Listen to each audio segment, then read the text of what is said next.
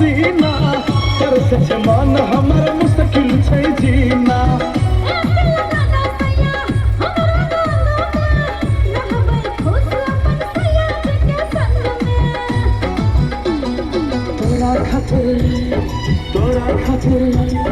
तोरा खातिर माय बाप सब न भेलिए गे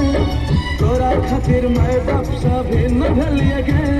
आ तोरा मन से हमर मन से बुझ गेलिए गे जान मारे छौ गोरी तोहर पतली कमर ते पकोरे गोरे गाल वही पसलह के उमर जान मारे छौ गोरी तोहर पतली कमर ते पकोरे गोरे गाल वही पसलह के उमर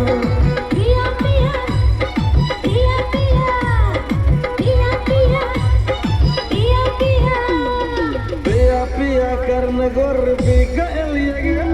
तोरो मन से हमरो मन से बुझ गेलिए गे पिया पिया करन गोरी बिगलिए गे